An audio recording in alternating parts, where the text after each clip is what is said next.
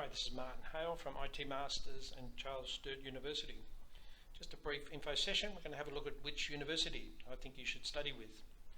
And given you can see the Charles Sturt University logo up on the left there, I suspect you probably guessed which one I'm going to recommend, but let's go through a process and have a look at how I would, if I was thinking I'm going to go back and do my master's degree, how I would have a look at different universities and make my decision.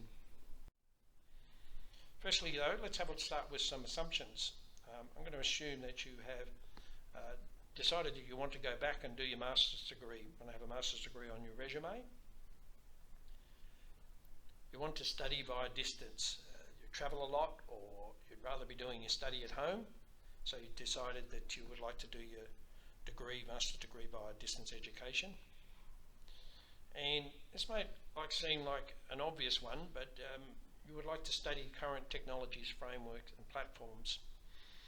I did my master's many years ago at another uni, which I won't name, but when we got into the IT part of the master's, a lot of the stuff was pretty out of date, and complaints from a lot of students. Most of us were working in the industry. They had more technical skills than me, and pointed out on numerous occasions that the stuff was out of date, and we had a fairly big dropout rate. So this is an important one to look at in terms of which uni you should study with. Alright, part of my research, I'd look at a couple of things to start off with. The first thing I'd have a look at is who the market leader is. People tend to vote with their feet. If you've got have a look at who the biggest supplier is, and it does say something about the quality and the breadth of what they offer. And secondly, leading on from that final point before, is how relevant is the content. Not only how up to date it is, but how much of the masters covers what you want to study. Most masters these days are 12 subjects, and if you only find 3 or 4 of them are covering what you are interested in studying, which is quite often the case, obviously you're going to be studying a lot of stuff that may not have been that much interest to you. Makes it much harder to get through your degree. Okay, well, let's have a look at market leaders. You want to study by distance education? Well, easy. The largest distance ed uni in Australia is Charles Sturt, dominate the market. We provided our first full qualification nearly 50 years ago via distance, and it was all paper-based in those days, as you can imagine. But we are the largest DE provider, and one of the things that gives you is it allows us to invest. We've got a very sophisticated learning management system, lots of support services around your study, which are very important when you do distance ed. And secondly, who's the biggest provider of postgraduate or master degree IT in Australia? And again, it's Charles Sturt University. We have been for some years, and the gap is growing, growing every year. And I think that's a testimony to the breadth and the quality of master degrees that we've got in the IT field. If you have a look around at the other unis, I think you'll find that none of them have got the range that we've got, especially in dedicated masters like in cyber security or IT project management,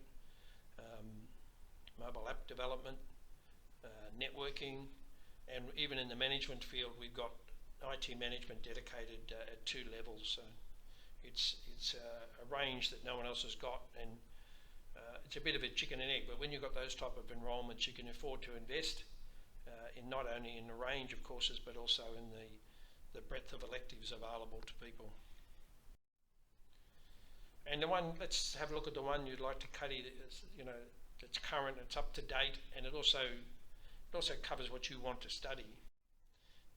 Let's have a look at a couple of masters. I'll look at one, the Master of Project Management, mostly focused on IT project management, and also we've got, I'll have a look at the Cyber Security Masters as well, just to give you an example of a technical one. Okay, there's the 12 subjects. First thing you do is have a look at how many are dedicated to project management.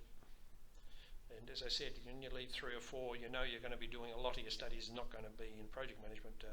We've got well over half of ours in project management, mostly built around industry certification, and the rest, which complements very well in this case, as you imagine, project management are management subjects. I've highlighted one. Now just have a look at one of the subjects in a bit more detail. MGI 511, Project Management Fundamentals. Well, while you're studying the subjects, we're also doing something else. We're helping you prepare for the Project Management Institute certifications. There's two levels for people without a lot of project management experience. There's the Certified Associate Project Manager, and then these for experienced project managers, Project Management Professional. And one of the things that does is forces us to keep right up to date, because if we're preparing people these exams and they finish their subject and go off and sit them and find out it was out of date, you would imagine they wouldn't be too happy. We'd certainly hear about it. That's reflected in the assessment for this subject. If you look at the second item of assessment, which is an assignment worth 35%, it looks at two of the PMI processes, which comes from their Project Management Core Body of Knowledge, the PMBOK. And you have a look at this scenario and you find you've got to identify the two that have failed and then work out how to get the project back on track. But again, that is from the latest PMBOK. You actually provided that as part of your study materials, and the people who are actually delivering the subject are working as project managers during the day, and they're teaching you at night. So right up to date, extremely important, as I mentioned before. Okay, let's just quickly have a look at the second one, the Master of Information System Security. Again, have a look at the number of dedicated security subjects in it. Very few other unis that I know of would have that number. And then obviously the other subjects complement it. We're going to have a look at the IT 514 in a bit more detail, but even the ITC 571, Emerging Technologies and Innovation, that's a final capstone subject. We do a mini research project, helping you get ready for your doctorate if you chose to go down that way. But it will be on cybersecurity, I can assure you. That will be a requirement, because that's what you study. And then even in the electives, a large pool of security subjects, most of them built around certifications, helping you get ready for certifications as well. Just have a look at that subject that I mentioned, IT 514. This one helps you prepare for the most famous of all cybersecurity, the most in demand of them, and probably the most difficult of them. It's a nightmare of an exam for the certification, called the CISSP. So again, we really got no choice but to keep this right up to date. We're helping you prepare for your CISSP. You're provided with the very latest study guide in that area, and we teach to it as it's updated, and is updated regularly. Who's teaching that subject? I thought we'd go to Jeremy Costa, very lucky to have him. 15 years of experience in IT.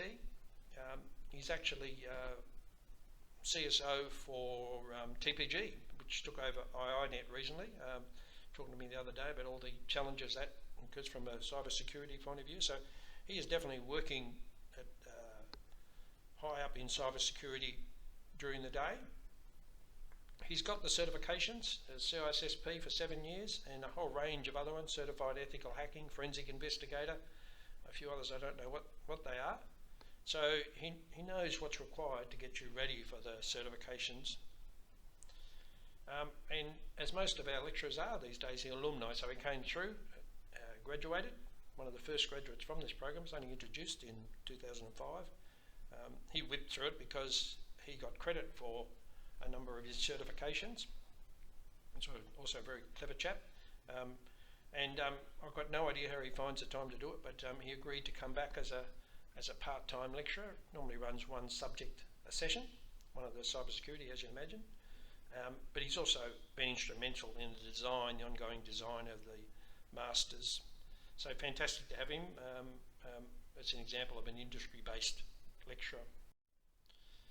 Okay, well, thanks for listening. I hope you've managed to make up your mind.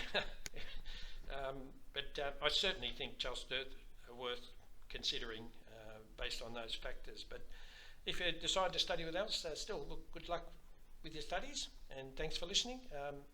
More than happy to send any comments or questions to that email there. Thanks very much.